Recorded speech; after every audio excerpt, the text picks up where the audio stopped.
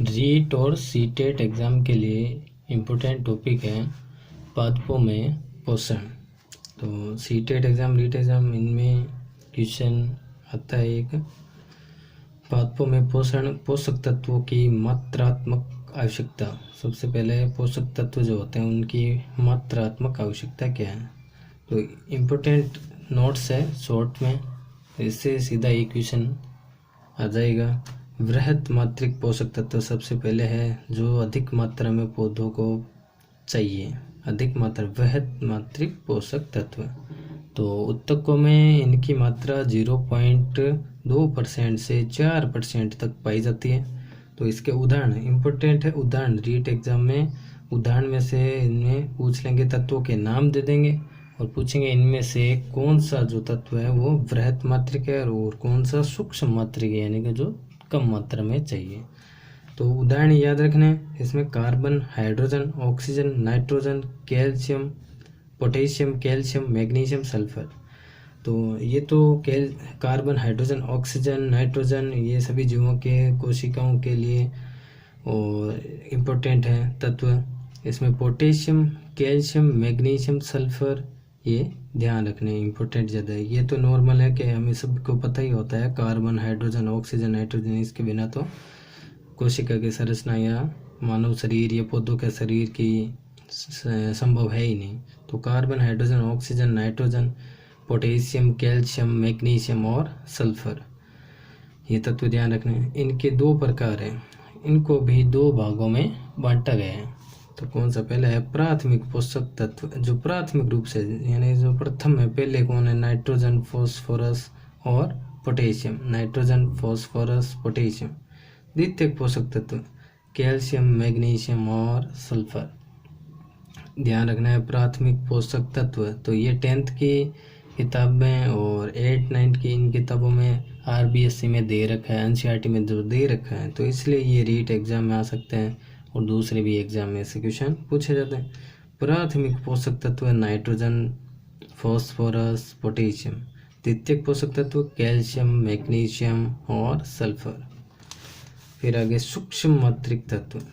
तो सूक्ष्म मात्रिक तत्व उत्तकों में इनकी मात्रा 0.02% से भी कम होती है, ये ध्यान रखना है। सूक्ष्म जो कम मात्रा में चाहिए, तो इनकी मात्रा भी वैसे पूछ सकते हैं कि वृहत मात्रिक जो पोषक तत्व होते हैं इनकी तो 0.2% से 4% तक मात्रा होती है उत्तकों में, और सूक्ष्म मात्रिक तत्व इनकी उत्तकों में इनकी मात्रा 0.02% से भी कम होती है। फिर इसके उदाहरण इम्पोर्टेंट है।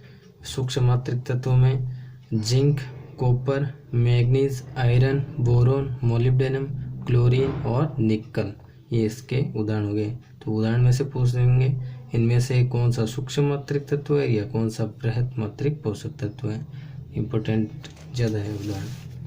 फिर पोषण के आधार पर पादपों का वर्गीकरण। तो पोषण के आधार पर पादप कितने प्रकार के होते हैं। सबसे पहले स्वपोषी। स्वपोषी यानी अधिकांश पादप जो अपना भोजन स्वयं बनाते हैं। स्वपोषी का मतलब है जो अपना भोजन स्वयं बनाते हैं। तो अधिकांश पादप इनमें से कौन से, कि क्लोरोफिल युक्त पादप। तो जिन पादपों में क्लोरोफिल होगा वही क्या है, अपना भोजन स्वयं बना सकते हैं। तो दूसरा है परजीवी। परजीवी में कुछ पादप में क्लोरोफिल नहीं होता है, एग्जाम्पल है अमरबेल, कसकुट्टा। तो ये पोषण के आधार पर पादपों का वर्गीकरण है। तो स्वपोषी कौन से होते हैं, जो अपना भोजन स्वयं बनाते हैं, अधिकांश पादप बना लेते हैं जो क्लोरोफिल युक्त होते हैं। उसके बाद परजीवी, जो दूसरों पर अपना भोजन के लिए दूसरों पर निर्भर रहते हैं, परजीवी। तो कुछ पादप में क्लोरोफिल नहीं होता है, इसका उदाहरण है कौन, अमरबेल, कसकुट्टा। IMP है, अमरबेल को कसकुट्टा भी कहते हैं। ये परजीवी पादप है, यानी ये दूसरे पौधों से अपना भोजन प्राप्त करते हैं। परजीवी पादप परपोषी वृक्ष से अपना भोजन प्राप्त करते हैं। तो परजीवी जिस पादप से अपना भोजन प्राप्त करते हैं उसको कहते हैं परपोषी। ये कोई बड़ा वृक्ष होता है, जैसे अमरबेल, ये वृक्ष के ऊपर फैली रहती है, तो ये वृक्ष से अपना भोजन प्राप्त करती है, इसको तो वृक्ष को क्या कहेंगे, परपोषी, और ये खुद क्या है, परजीवी। उसके बाद है तीसरा कीटभक्षी पादप। तो ऐसे पादप जो कीटों को खाते हैं, तो यह कीटों को खाकर नाइट्रोजन की पूर्ति करते हैं। तो ये ध्यान रखना है, एग्जाम में क्वेश्चन तो ये पूछेंगे, ये नहीं पूछेंगे कीटभक्षी पादप किसे कहते हैं।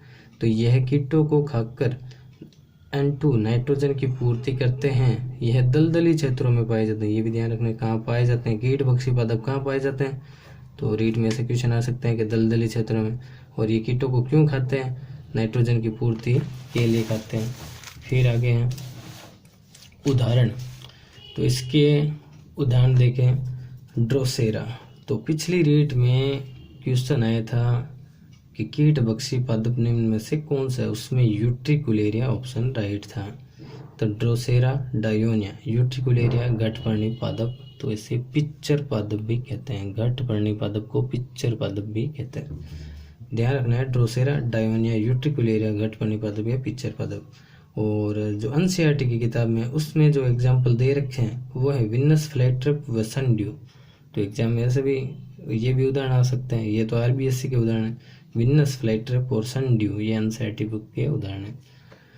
फिर आगे इंपॉर्टेंट नोट, घटपर्णी पादप में पत्तियां किसका रूपांतरण है, घड़े या घट में रूपांतरित हो जाती हैं। जो घटपर्णी पादप में जो पत्तियां हैं वो घड़े या घट में रूपांतरित हो जाती हैं। और उसमें कोई कीट आता है अंदर और उसके अंदर पाचक रस होता है घड़े के अंदर, तो उससे ये कीट को पचा लेती है। ये ध्यान रखना है, ये इम्पोर्टेंट है कि घटपर्णी पादप में जो पत्तियां हैं या घड़े या घट का रूपांतरण कौन है, तो ये पत्तियां होती हैं घटपर्णी पादप में। फिर है मृतजीवी पादप। मृतजीवी पादप जो अपना भोजन मरे हुए सड़े गले जीवों से प्राप्त करते हैं, मृतजीवी पादप है। तो इसकी विशेषता क्या, इनमें क्लोरोफिल नहीं पाया जाता है, क्योंकि क्लोरोफिल नहीं होगा तो भी ये अपना भोजन स्वयं नहीं बना सकते और दूसरे पादप पर निर्भर करते हैं। मरे हुए और सड़े गले उन पर निर्भर करते हैं। इनमें अधिकांश कवक पादप आते हैं। ये ध्यान रखना है, इसमें अधिकांश कवक किस में आएंगे, तो रीट में सभी क्वेश्चन आ सकते हैं। कवक कौन से जीव कौन से वर्गीकरण में आएंगे, स्वपोषी, परजीवी, कीटभक्षी पादप या मृतजीवी पादप। तो कवक किस में आते हैं, मृतजीवी पादपों में आते हैं।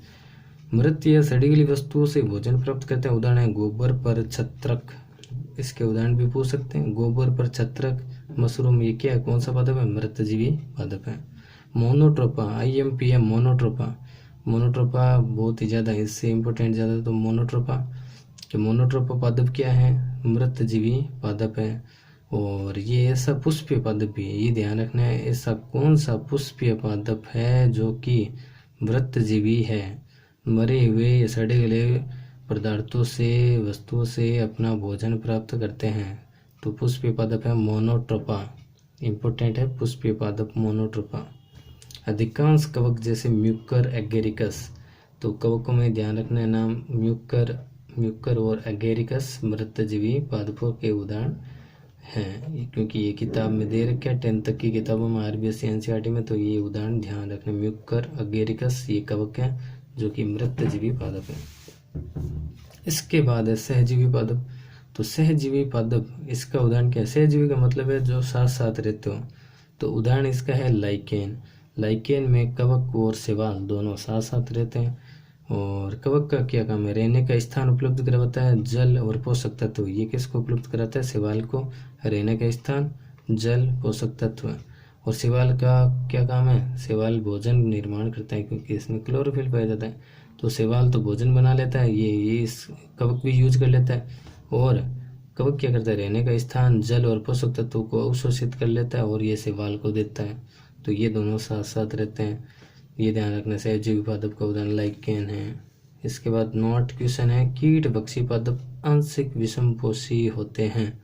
जो कीटों को खाते हैं, कीट भक्षी पादप है, तो ये दूसरों से अपना भोजन प्राप्त कर रहे हैं कीट भक्षी पादप, तो ये आंशिक विषमपोषी होते हैं। ये ध्यान रखना, आंशिक विषमपोषी, क्योंकि ये किताब में दे रखा है कीट भक्षी पादप आंशिक विषमपोषी, विषमपोषी दूसरों से भोजन प्राप्त करते हैं।